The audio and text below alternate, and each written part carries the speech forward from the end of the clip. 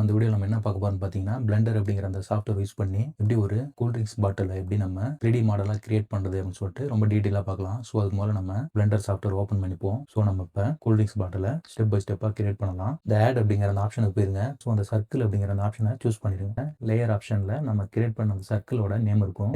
Name வந்து change பண்ணுங்க. என்னவா சேஞ்ச் பண்றீங்க அப்படின்னா கேன் அப்படின்னு சொல்லிட்டு நம்ம சேஞ்ச் பண்ணிடுவோம். ஓகே, இப்போ நம்ம சக்ஸஸ்ஃபுல்லா கூல் ட்ரிங்க்ஸ் பாட்டிலோட மேல் பக்கம் இருக்கு பாருங்க. ஸோ அதோட மேல் பக்கத்தில் நம்ம கிரியேட் பண்ணிட்டோம். அதுக்கப்புறம் நம்ம பார்க்குற மாதிரி சைடு போர்ஷனை நம்ம கிரியேட் பண்ணிட்டோம். ஸோ அதுக்கப்புறம் நம்ம இந்த சைடு போர்ஷனோட இந்த லென்த் பகுதி இருக்கு பாருங்க. ஸோ அந்த லென்த் பகுதியை நம்ம சக்ஸஸ்ஃபுல்லாக கிரியேட் பண்ணிட்டோம். ஸோ அதுக்கப்புறம் நம்ம கீழ்ப்பக்கமாக உள்ள இந்த பேஸ் பகுதியை நம்ம கிரியேட் பண்ணிட்டோம். ஸோ அதுக்கப்புறம் நம்ம அந்த பேஸ் பகுதிக்குள்ளே பார்த்தீங்கன்னா உங்களுக்கு உள் பக்கமாக நமக்கு ஒடுங்கின மாதிரி இருக்கும். ஸோ அந்த போர்ஷனை நம்ம கிரியேட் பண்ணிட்டோம். ஸோ அதுக்கப்புறம் நீங்கள் பார்க்குற மாதிரி கூல் ட்ரிங்க்ஸ் பாட்டிலோட ஓப்பனர் இருக்குது பாருங்கள். ஸோ அந்த ஓப்பனர் போர்ஷனை நம்ம கிரியேட் பண்ணிவிட்டு அதுக்கு தேவையான அந்த ஷேப்பை வந்து நம்ம உருவாக்கிட்டோம். ஸோ அதுக்கப்புறம் நம்ம என்ன பண்ணுறோம் அப்படின்னு பார்த்தீங்க அப்படின்னா, நம்ம கிரியேட் பண்ண அந்த கூல் ட்ரிங்க்ஸ் பாட்டிலையும் இந்த ஓப்பனரையும் நம்ம ஒன்றா ஜாயின் பண்ண போகிறோம். ஸோ நம்ம ஒன்றா ஜாயின் பண்ண பிறகு நமக்கு ஃபைனலாக நமக்கு தேவையான அந்த அவுட்புட் வந்துட்டு நமக்கு கிடைச்சிருச்சு. ஸோ ஃபுல் வீடியோவும் பார்க்கணும்னு நினச்சிங்க அப்படின்னா டிஸ்கிரிப்ஷனில் லிங்க் இருக்குது. ஸோ அந்த லிங்க் யூஸ் பண்ணி ஃபுல் வீடியோவும் நீங்கள் பார்த்து தெரிஞ்சுக்கலாம்.